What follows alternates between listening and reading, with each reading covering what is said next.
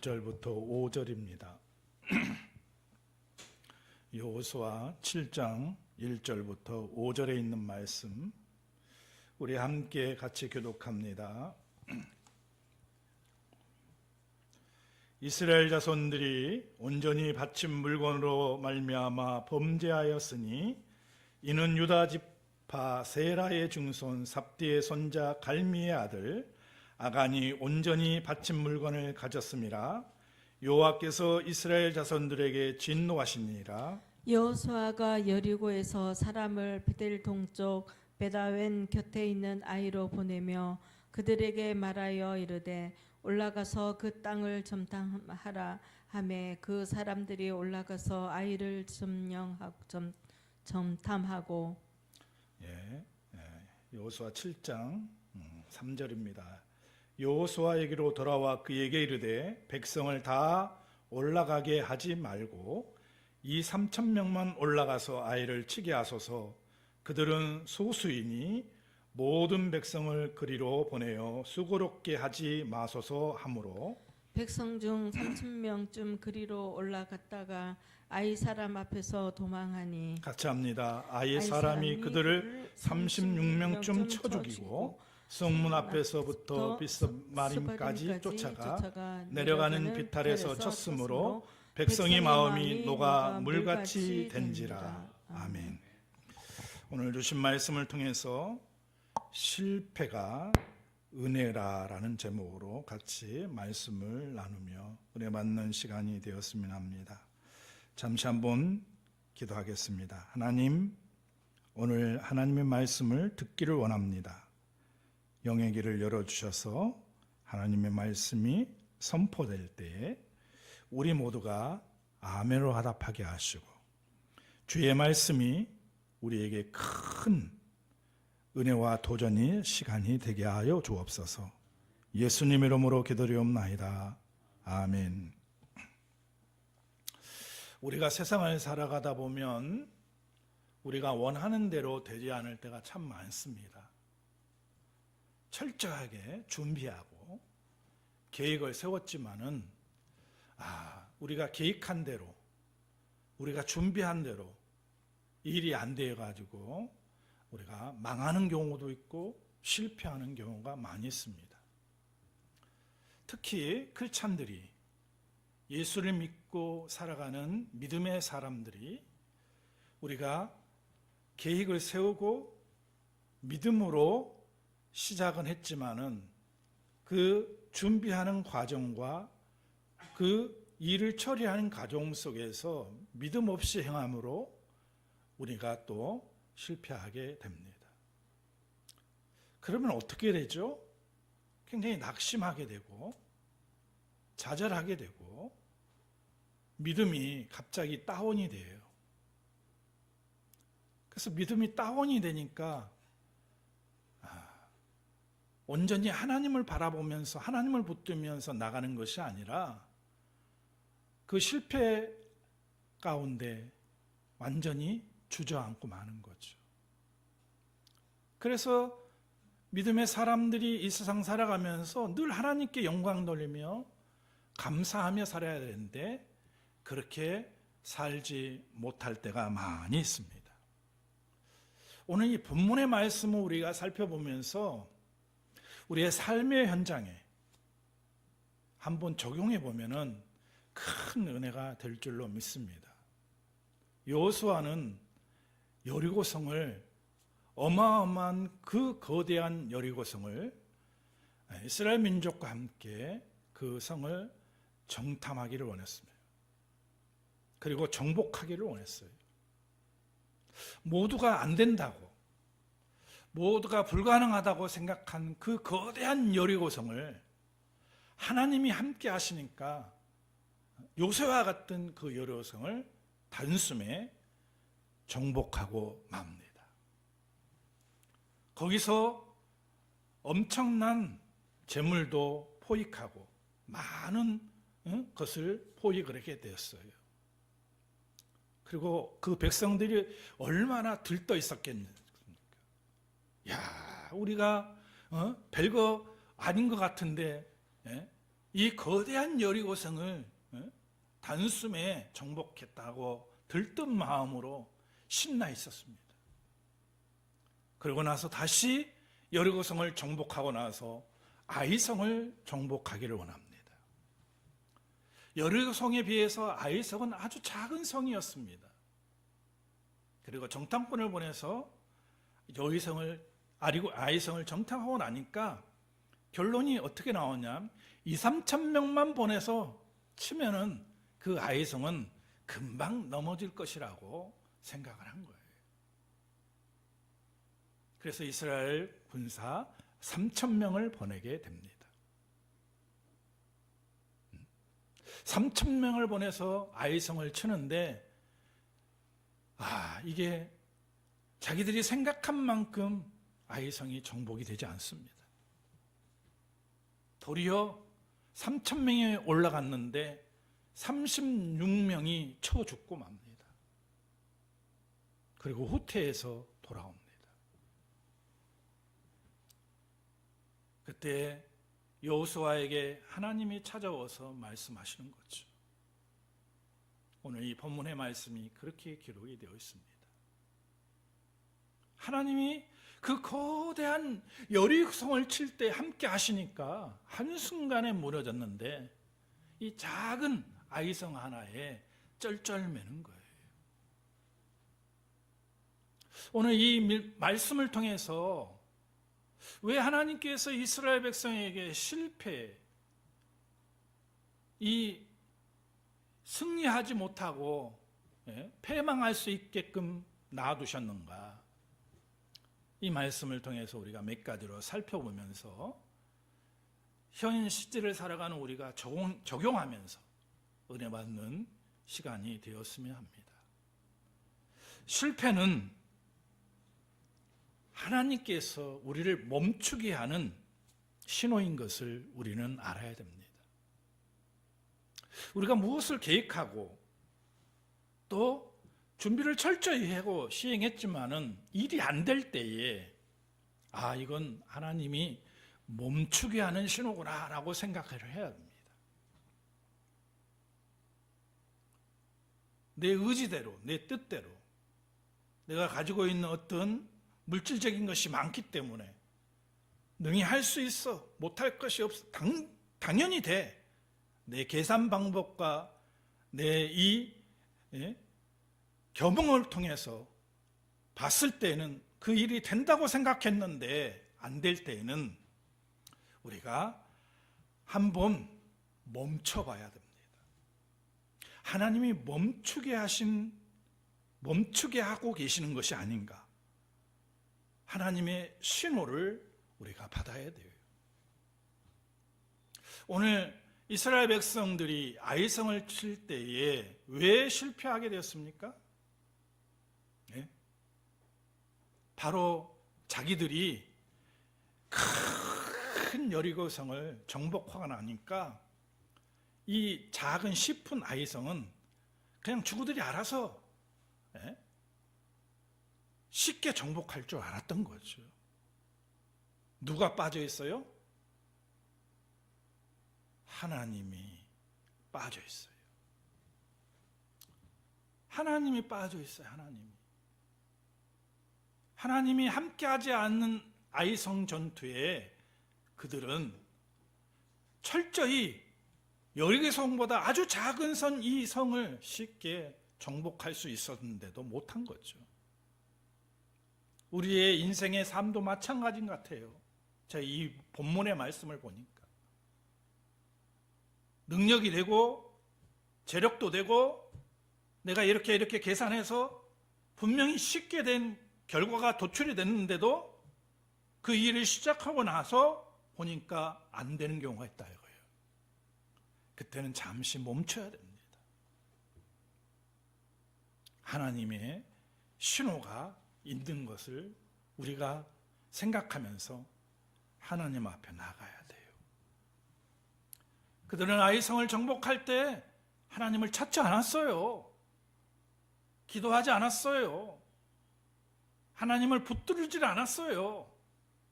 하나님을 의지하지도 않았어요. 왜? 자기들이 능력으로 아주 쉽게 아이성은 정복할 수 있겠다고 생각했기 때문에 그렇다는 얘기입니다. 그런데 이 본문의 말씀을 보면 치명적인 이유가 또 곁들여 있습니다. 사실은 하나님께서 이들과 함께하지 못한 치명적인 이유가 있어요. 사실은 만약에 아이성을 치기 전에 먼저 우리가 하나님께 묻고 하나님을 붙들고 시작했다면 이미 하나님께서 아이성을 치기 전에 우리의 문제가 무엇인지를 깨닫게 해 주셨을 거예요. 이스라엘 백성들에게 그들의 문제가 무엇인지를.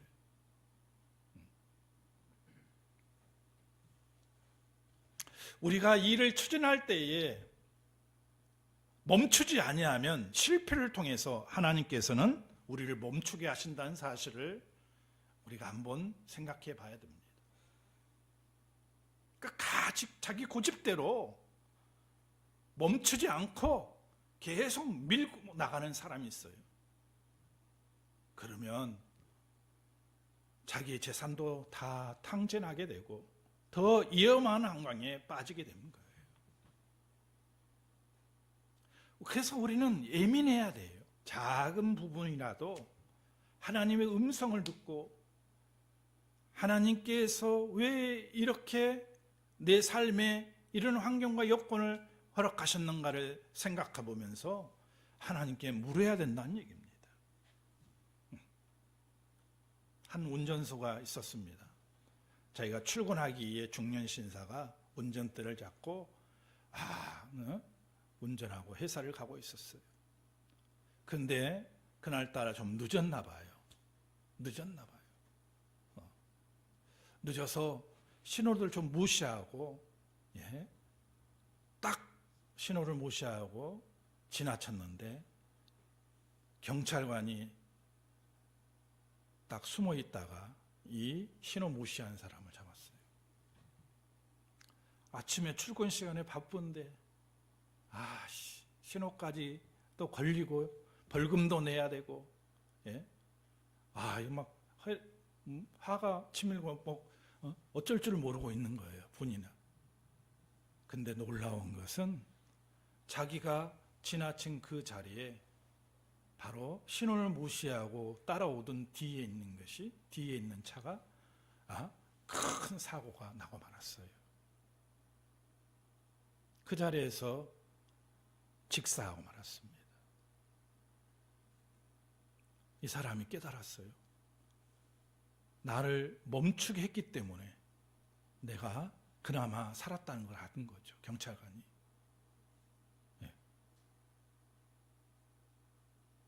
우리가 인생을 살아가면서 보면 마찬가지예요.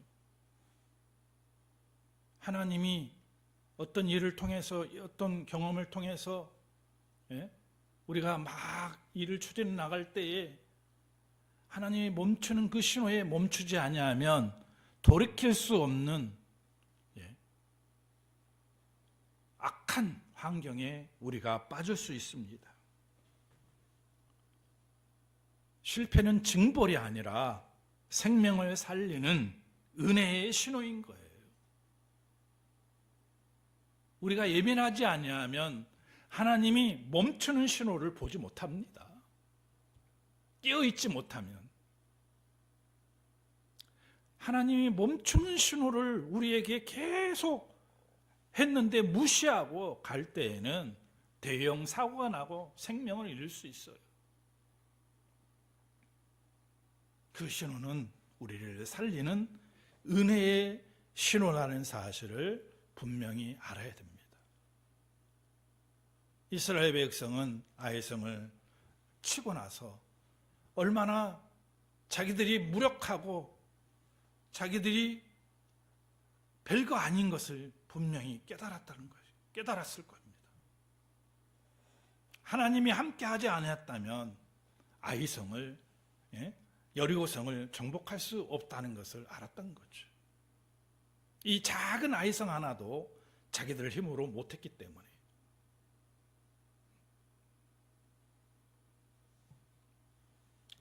두 번째 생각해 볼 것은 실패는 숨겨진 죄를 드러내는 은혜의 가정입니다.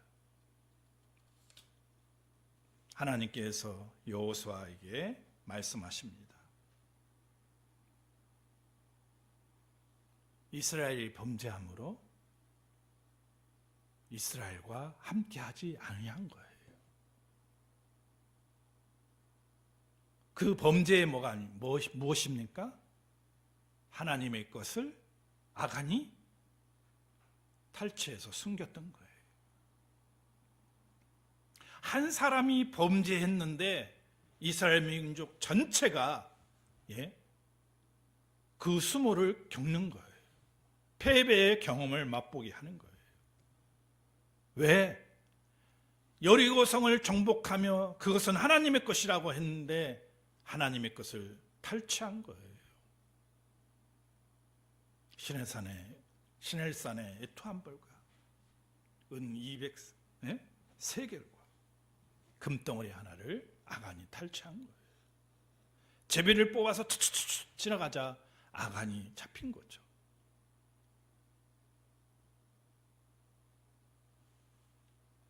우리가 일이 잘 안 된다, 실패한다, 문제가 생긴다, 그럴 때는 하나님이 멈추게 하는 신호가 아닌가 한번 돌이켜봐야 됩니다. 그리고 내 문제가 무엇인가를, 내가 혹시 하나님 앞에 죄를 범하고 있는가, 하나님 앞에 실수한 거 있는가, 하나님 뜻대로 살지 못하고 있는가를 우리가 체크해 봐야 됩니다. 그리고 하나님의 음성을 들을 수 있는 우리의 믿음 상태가 돼야 돼요. 까마득하게 이스라엘의 백성들은 몰랐어요. 아간 한 사람이 범죄함으로 인해서 그 민족이 위험에 처하는 간격까지 이르게 된 이유를 몰랐던 거죠. 하나님이 알게 하신 거예요. 하나님의 것을 도둑질했기 때문에. 아간의 입장에서는 별거 아니라고 생각했을지도 모릅니다. 사소한 것이라고 생각해서 그냥 몰래 숨겨두면은 자기가 더 유용하게 쓸 수 있다고 생각했는지도 몰라요. 근데 하나님께서는 이 인간적으로 측면을 보면 적을 수도 있는데 이 부분 하나 가지고 전 이스라엘 백성에게 똑같이 함께하지 않는 것을 우리가 볼 수 있잖아요.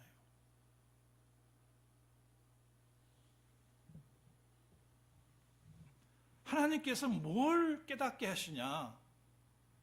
이 사건을 통해서 하나님의 실패를 통해서 숨은 죄를 드러내고 다시 정결하게 되기를 원하시는 거죠.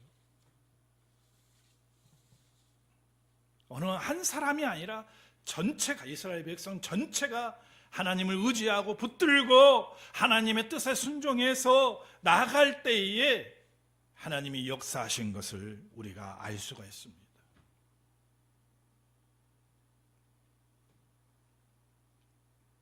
우리가 신앙생활을 할 때 무지에 빠지는 경우가 많습니다.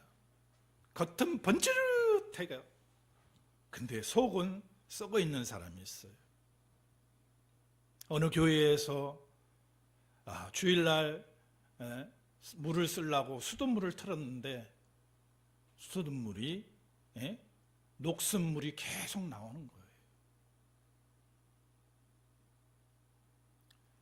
수도 꼭지도 새 거고 다른 그 달려오는 그 모든 것들이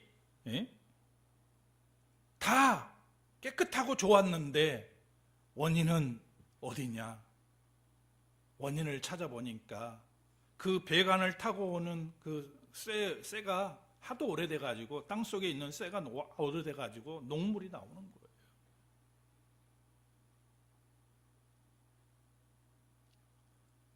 그 땅속에 있는 쇠를 교체하고 나니까 물이 깨끗하게 다시 나오기 시작했습니다. 우리의 삶도 마찬가지인 것 같아요. 겉은 번지르하고 속은 썩어 있는데 외형적으로 보기에는 깨끗하고 아름답게 보일지는 모르겠지만 속이 썩어 있으면 썩어 있는 물이 나올 수밖에 없어요.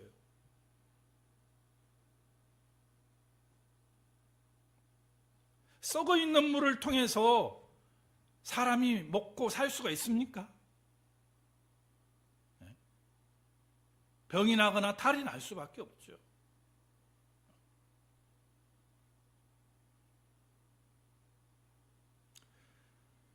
실패의 현장을 맛보고 뭔 일이 잘 안 될 때에는 우리를 돌이켜 봐야 됩니다. 내가 무슨 죄가 있는지, 숨은 죄가 있는지, 그 숨은 죄를 드러내고 다시 정결케 될 때에 수돗물이 깨끗한 물로 나오듯이 우리도 하나님 앞에서 정결한 모습으로 쓸 수 있다는 것입니다. 오늘 저와 여러분, 우리가 영적으로 깨어 있어서 항상 이런 부분까지 세밀하게 볼 수 있는 영의 눈이 있기를 주의 이름으로 축원을 드립니다. 마지막에는 세 번째로 볼까요? 실패는 다시 은혜의 자리로 돌아오는 초대입니다. 단지 실패로 끝나고 망하고 마는 것이 아니라 이 실패를 허용하신 하나님은 이 실패의 자리를 통해서 은혜의 자리로 나아가고 그리고 다시 초청하는 거예요. 회복하고 우리를 온전한 사람으로 세워주시는 거예요. 아간의 죄가 드러나고 공동체가 무엇을 했습니까? 회개를 하게 됩니다.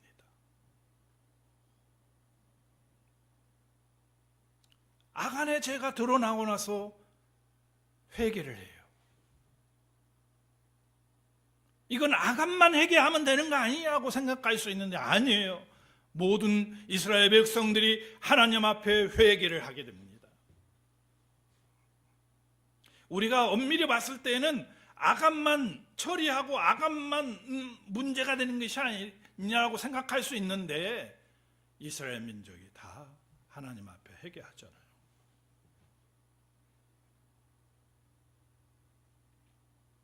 하나님은 그 회개를 들으시잖아요. 요한일서 1장 9절에 만일 우리가 우리 죄를 자복하면 저를 밉보시고 우러오사 우리 죄를 사하시며 우리를 깨끗게 하시는 하나님을 바라보면서 우리는 회개해야 됩니다. 모른 부대에서 우리를 깨끗게 하신다.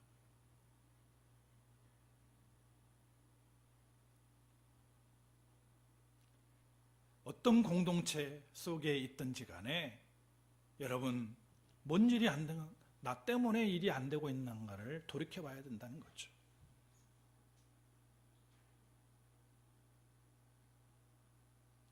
그러니까 우리 대부분의 많은 사람들은 생각하기를 아간 한 사람만 문제지 우리는 문제 아니야, 우리는 잘못 없어, 이스라엘 백성들은 그렇게 생각했을 거예요. 안 그래요? 근데 아간 한 사람의 죄로 인해서 모든 피해가 이스라엘 백성에게 온 거잖아요. 너무 충격적이에요. 이 말씀을 보면서 하나님은 어떤 한 사람 한 사람인 것이 아니라 전체를 보고 계시다. 하나님 것을 도둑질함으로 자기가 좀 잘 살아보고 좀 편해보기 위해서 취한 거잖아요. 근데 하나님은 그걸 용납하지 못하는 거죠. 우리가 참 어리석어서 지금 당장은 뭔가 일이 잘 되고 잘 풀리니까 하나님 없이 살아도 된다고 착각하는 사람들이 있어요. 그게 거기서 끝나는 게 아니죠. 내 자녀, 내 후손까지 미칩니다. 하나님을 보면은 참 신기하고 놀라운 것이 뭐냐 하면은 엄청 사랑이 많으시고 엄청 아량을 베푸시는 하나님 같은데도 또 성경을 보면 무지막지해요, 사실.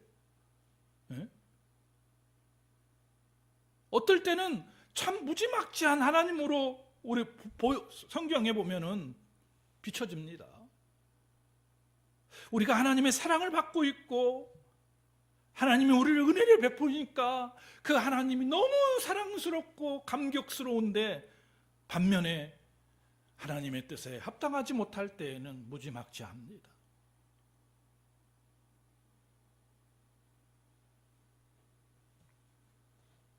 회개의 자리로 다시 돌아올 때에 하나님은 다시 어떻게 해요? 부르시고 쓰시는 거잖아요.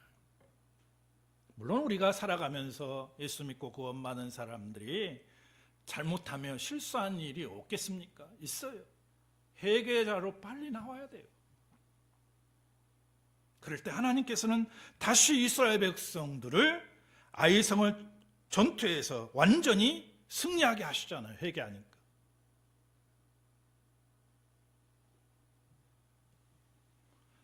저는 오늘 이 말씀을 보면서 실패가 끝이 아니라 새로운 시작이라고 생각합니다. 여러분, 우리가 실패할 수 있어요. 어려움을 당할 수 있어요. 고통 가운데 처할 수 있어요. 내가 계획한 것, 내가 철저히 준비하고 세웠지만은 안 될 수 있어요. 그 실패의 원인을 점검해 봤고, 내가 하나님 앞에 우리가 같이 의논하고 하나님의 지혜를 빌린다면 그것은 실패의 자리가 아니라 새로운 시작의 자리가 아닌가 생각됩니다. 우리가 아픈 것을 싸매어주고 우리의 모자란 것을 하나님께서는 다시금 세워주셔서 새로운 시작, 더 든든한 디딤돌이 세워진 것처럼 우리는 더 굳센 믿음으로 나아갈 수가 있습니다.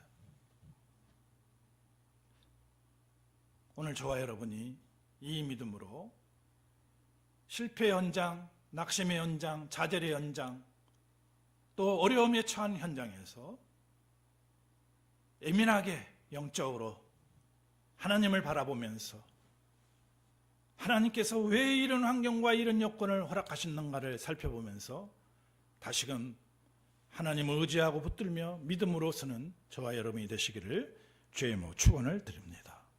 기도하겠습니다. 하나님 감사합니다. 오늘 주신 말씀을 통해서 우리가 우리의 삶의 현장